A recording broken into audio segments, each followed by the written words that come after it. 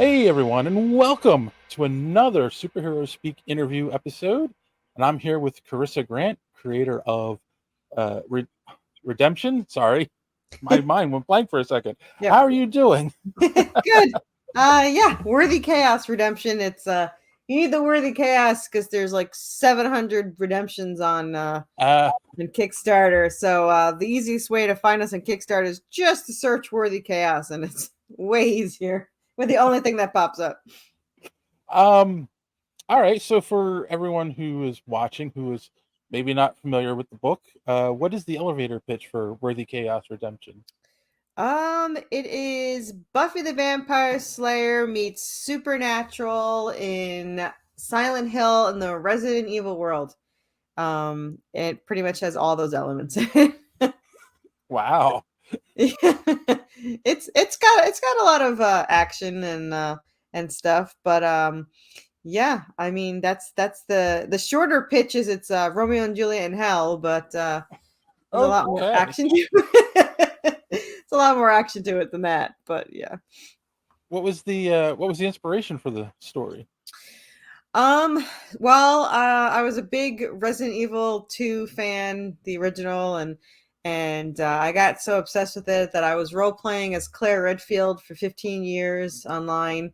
And for some reason during that time, I also got obsessed with Supernatural, and I was doing some kind of research. I don't even know where the specific research came from or why it happened, but I was reading about this angel called Ramel, who used to he used to judge souls on earth to bring to heaven. And for whatever reason, I was like, is he just carrying these around in his pocket? Like, I was like, how is he carrying these? So I created this angelic weapon that holds the power of souls, and then he can carry them to heaven with him. Mm-hmm. And I held on to this idea for 11 years until I met my co-writer, and then we actually role played it. And it turned into a huge deal. Together in 2 years, and we're still writing it, but in the 2 years we wrote 10 novels of it, which is about 100 issues written. 50 of them are this series, Redemption. And what makes our story a little bit more unique because we are role players. So I write the initial story, and then my co-writer writes everything for Draven. So that's our main character. So I write for Seraphina, the supernatural hunter, angel descendant. So I write all her actions, all her speech, all her thoughts and everything. And then I write the chapter and I send it to my co-writer, and then my co-writer writes back in the point of view of Draven. So when you're reading the story, you're actually reading two different people writing the two main characters. So I never write for Draven, and they never write for Seraphina. So they have two different personalities, which is really nice. Oh, cool. Is writing comics something you always wanted to do? No. No, okay. I never once considered it ever. I loved comics in the 90s. I read Ghost Rider, I like Batman and Dick Grayson. But no, not once did I ever even consider or desire to be a writer. I was dyslexic. I barely could spell. It just never seemed like a possibility. It wasn't even like I had a dream of it. And I just one day started role playing, and I never stopped. So, now that I mean, like I said, we wrote this without the intention, of making it into comic books. It's just after we had 10 novels of it, and I was like, we should probably do something with this. It just seemed like the comic books were the best option. And like a naive person, I was like, how hard can it be? And it's like the hardest thing I've ever done in my life. So, there's that. Wow. But now that I started, I've only started 9 months ago. But now that I started it, I feel like I should have been doing it forever. Like it feels like it's very natural. It feels like I can't imagine not doing it now. But no, I weirdly never had that thought process of it. I didn't read Ghost Rider. I was like, I wish I could write this. In fact, my whole life, I wish I had some kind of ambition. Like I had nothing. What do you want to be when you're older? I don't know. Like never. I never had any ambition. I never wanted to do anything or be anything. I thought it was just because I was lazy, but I guess I just hadn't discovered it yet. But now that I have it, it's like I absolutely am obsessed with it, and I can't stop doing it. It's like it's just nonstop. So it's a little too obsessive, little bit. So you were a late bloomer.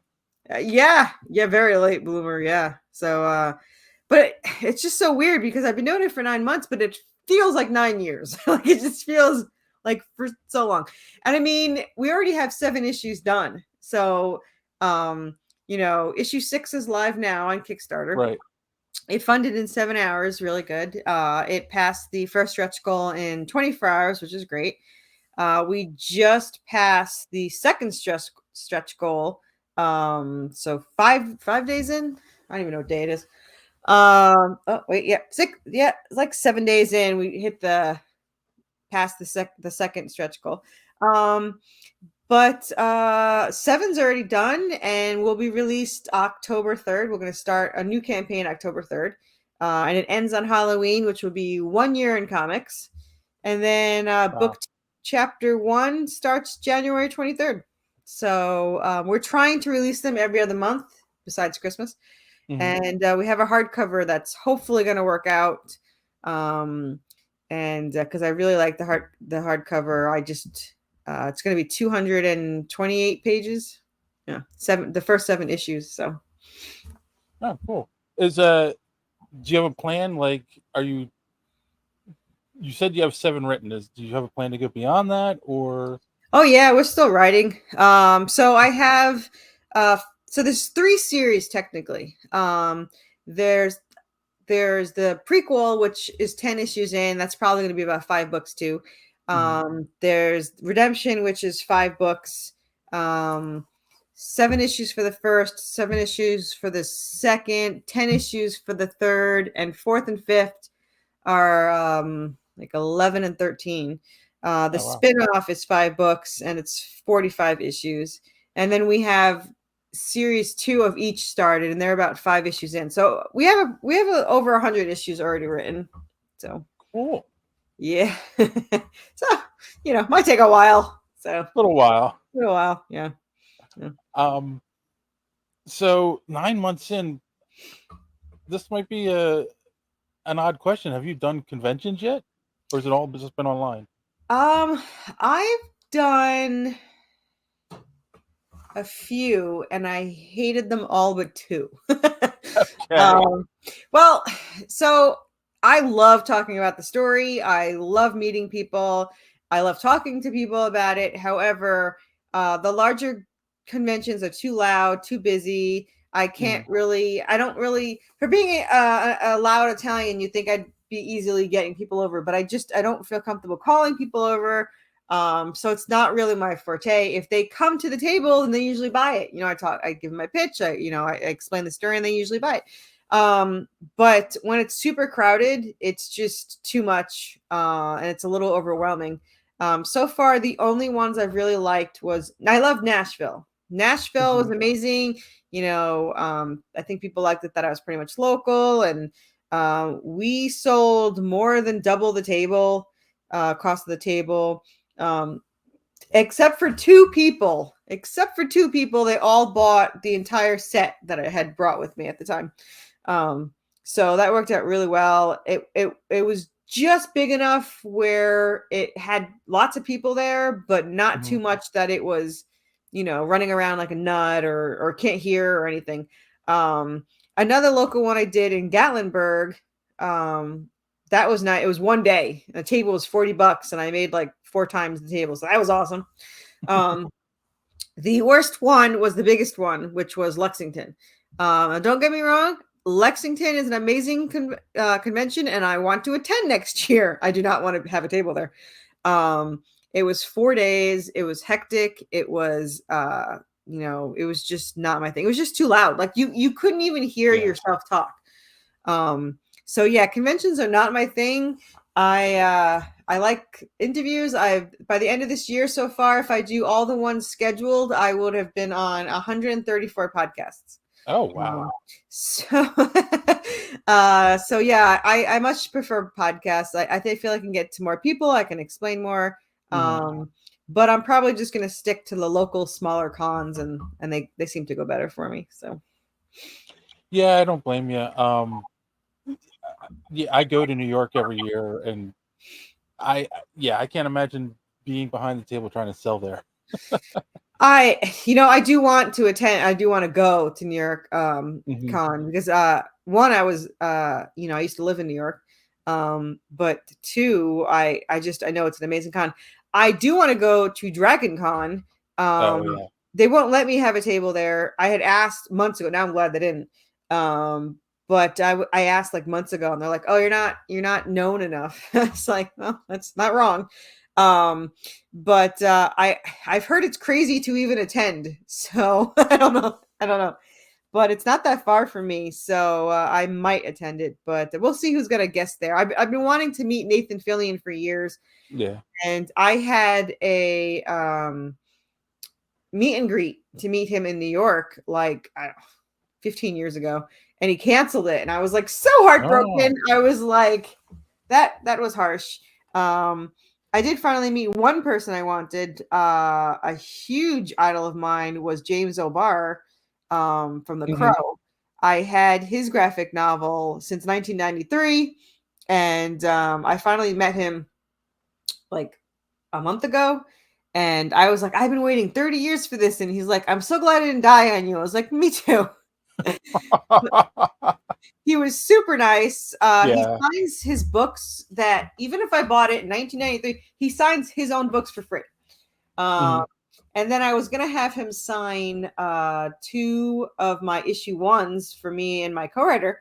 However, he signed the first one and he's like, "Is this for me?" And I was like, "Yes." Like I was like, "Yes, it is." So he may never read it, but in the back of my mind, there's a possibility he could read it.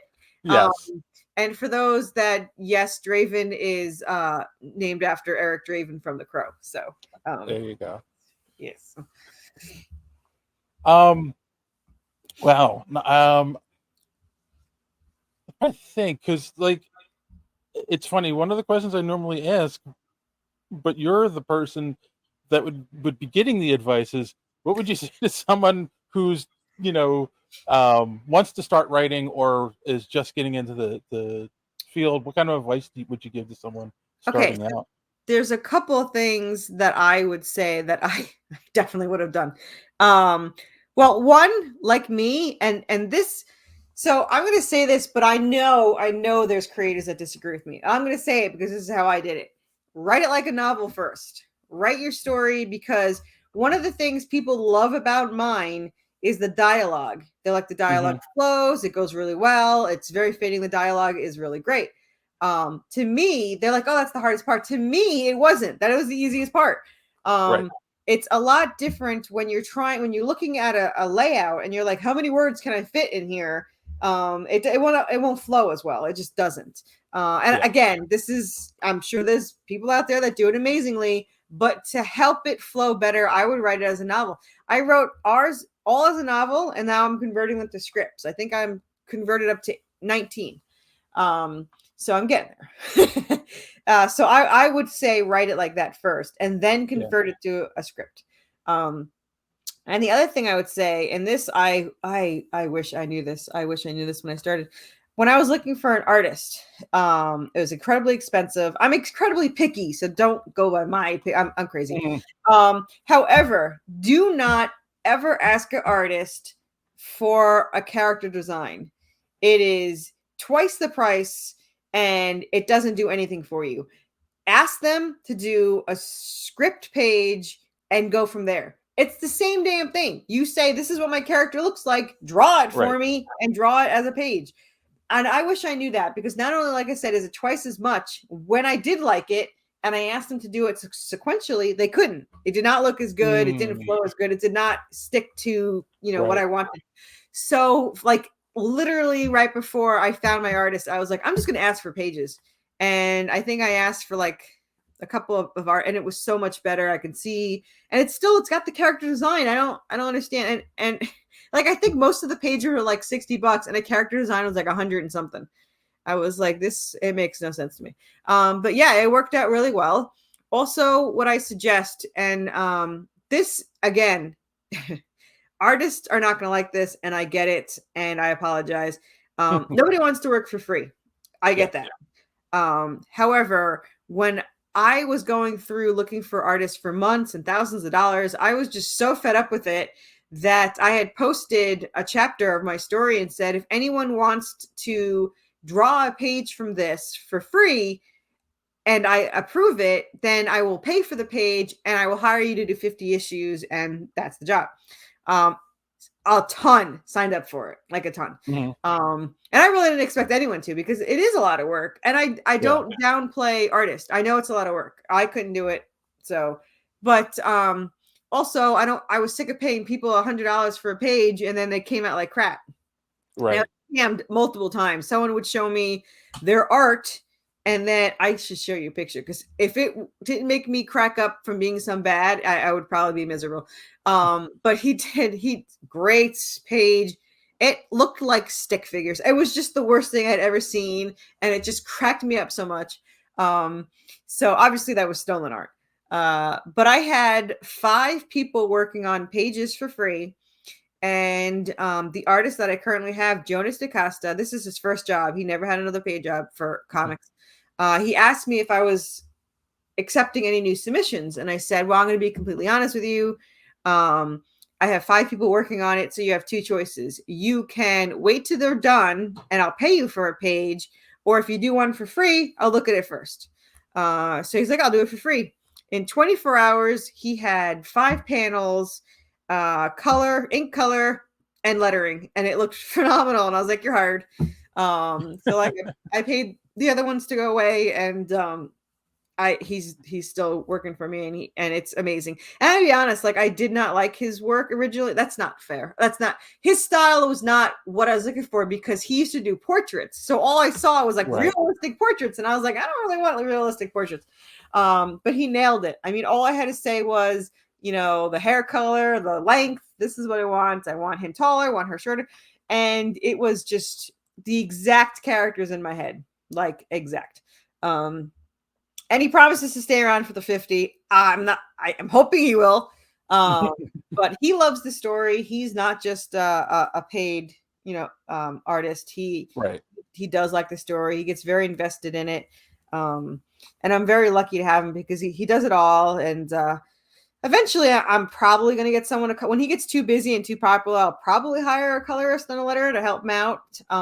But right now he's fast, and it's going well. So we'll just hang in there till I'm forced to pay for more. He's severely underpaid. He picked his price, but I won't let him do that cheap for everybody else. So I should be your agent, because I won't let you, do this cheap for them. But he knows that if my Kickstarter ever passes, like 5,000 or something, he gets a share in the profits too. So it's not, he is a paid rate. He's got a solid, flat rate, but he would get more if we did go higher, which I really think. I know a lot of artists have the option. A few artists have the option. Like, I know someone local who has Richard Davis, who has an amazing Dracula comic. He gave an artist once. He goes, I can either pay you a flat rate, or I could pay you a lower rate and then split the profits with you. And the guy wanted a flat rate. But then when his Kickstarter went through the roof, the artist's like, no, I want a percentage. He's like, no, you had your chance. Right. So, but it's a little different in my situation, because I could not do this without the artist, and I don't know why artists and writers, they argue all the time with each other. Like, artists think they're underpaid, and they think that writers are cheap, and then writers want free work, but we don't have the money, right. So there needs to be some kind of relationship going on, but I think artists just need to understand that writers don't have any money. We have great stories, we want to collaborate, right. But I got really lucky, so fortunately credit cards exist, and that's how I'm paying for everything. Yeah. Yeah, our one co-host JD is a writer, and he actually started out doing comics, and now he does novels. But He went backwards. but yeah, two things with that though. Like, he always says, and he's right. There is no formula for writing comics. Like how you're Yeah. doing, you're saying people might complain. It's like, nah. However you're doing it and works for you, that's what matters. Yeah. But the other thing is, he always talks about how it's hard to find an artist that you can trust and work with, and it sounds like you found someone, and that's amazing. Yeah, well, it didn't come easy. My first artist before I went for my search stole like $3,000 from me. So yeah. So I did, and then I spent $2,000 trying to fix it. So I lost $5,000, but it's actually, I don't want to say I'm glad it happened. I'm glad it happened that way, because if I had stuck with that artist, it was okay. It was good art. But they were slower. It wasn't as good. And I, obviously couldn't trust them, but they definitely weren't as fast. So I wouldn't even be close to issue 7 now. I'd probably be on 2, 2 or 3. Yeah. And my artist now, the artwork is phenomenal, and he's getting better. He's taking classes, and he's just growing as he goes. But even when I took both to a comic book store, they were like, the first one was good for indie, but this artist is great for mainstream. So it's definitely a step up. Yeah. So, and I actually had him redo 1 because 1 was a hot mess to me.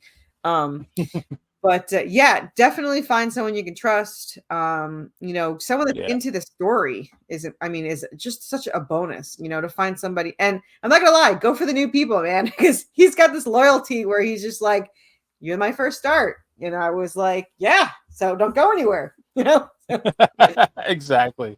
Yeah. So maybe I'm only gonna hire new people from now on, somebody's got to do the spinoff. I told my artist, I was like, I wish you could do the spinoff. He's like, why can't I? I was like, okay, 50 issues is 7 years, and right. we already started series 2.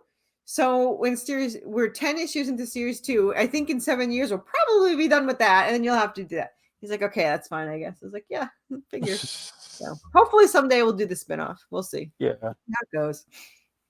Yeah.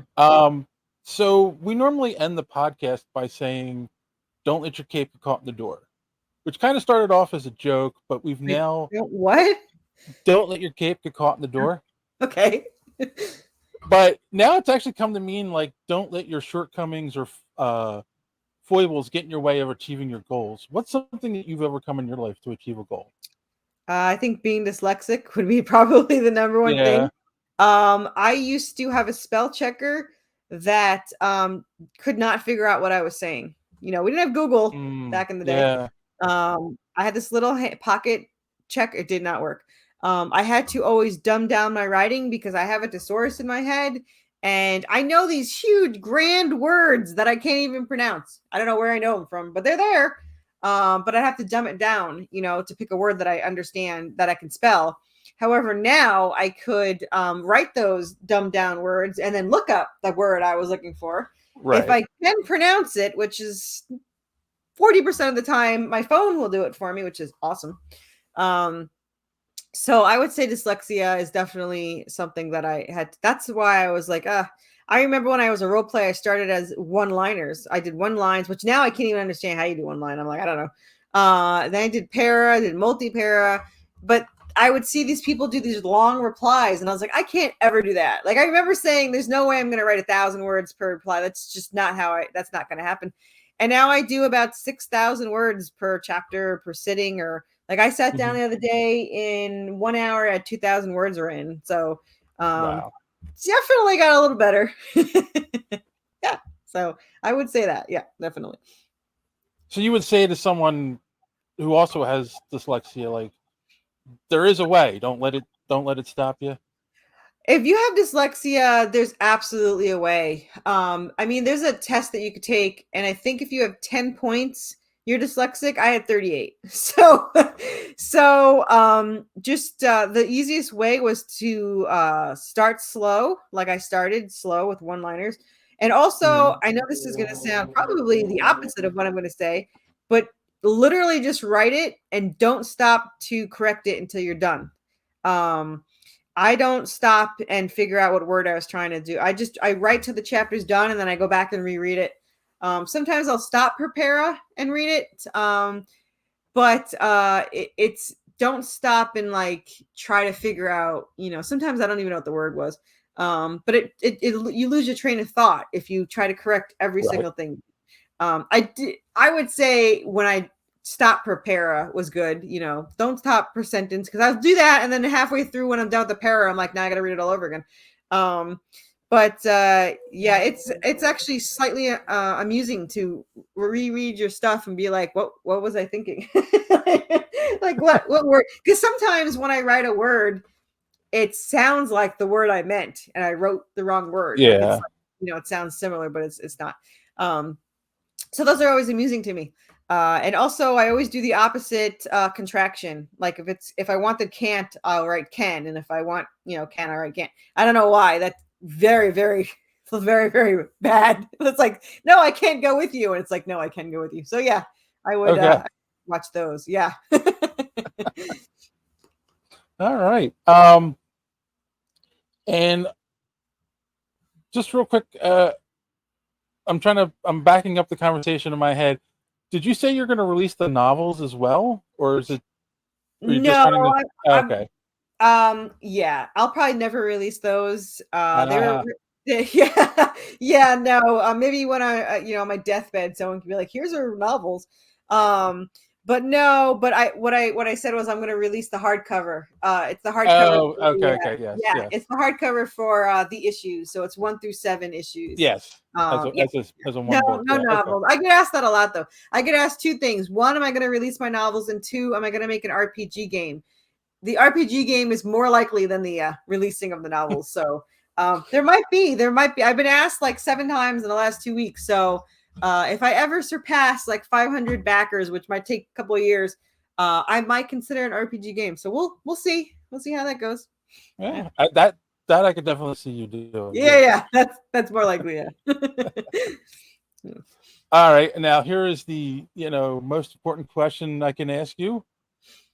And that is, where can people find the book online, and where can people find you online? I am everywhere. On TwitX, I don't know what it's called. I am at worthy_chaos. We have 5.3 thousand followers. I'm pretty sure the same 20 people retweet everything, but there you go. On Facebook, I have 5,000 followers, and we have a group, Worthy Chaos Redemption. We have about 700 members. We just started like a month ago, and it's open for all creators and podcasters, so people can post their links, can post their art, can post their Kickstarters, whatever. We are very small indie community supportive, but the most important is Kickstarter. I am always on Kickstarter. I'm either in pre-launch or live. If you search Worthy Chaos, it pops up. It's the easiest way to find us right now. Issue 6 is live. It's 32 pages, and issue 7 is like 38 story pages. Same price, but it's pretty much double of what my other. Yeah, it's double what most people release. But there's a lot to tell. There's a lot happening in there. So yeah, that is the best way. We do have a website. It's worthychaoscomics.com. But it's pretty much the same price as Kickstarter, but on Kickstarter you get really cool things. So it's kind of just there for those that wander about. But Kickstarter is definitely the way to go. We have ketchup tiers. We have mini ketchup tiers. We have plushies galore. Lots and lots of plushies. We have, handmade clay statues, 3D statues, gold-plated coins. Lots of merch. I've been called Merch Queen, so check out the add-ons and all that fun stuff. And there's hidden things back there too. So, and all those links will be down in the description below. So make sure you guys check it out. And then question that we normally like to end on is, how do you measure success? That's a hard one. Someone asked me, when would it be that you thought that you were famous enough? I don't really want to be famous. I just want people to know the comic. But Right. I would say if a convention asked me to be on a panel, like that would be, a big thing. Even though I don't like conventions, I'd go for a panel. But yeah, that would be because I know one of my friends just got asked, and he's been doing this for 5 years, so this is probably a long wait. But that would be like, oh crap, they know me, and they want me to talk. So yeah, that would be what it is. I have been asked if I wanted like a show or a movie or whatever. I would want an animated series. So if I ever got that, that would really be the success that I want. Yeah, it could be an animated movie and then a series, but it needs to be an animated series. It's just too long. It's too long for movies. So yeah, there's the goal. All right. All right. Well, there you go, everyone. Again, check out the Kickstarter, support Corissa. It's a great book. And yeah, thank you for doing this. And Thanks for having me on. I appreciate it. no problem. And as always, everyone, boys and girls, thanks for watching. Don't let your cape be caught in the door.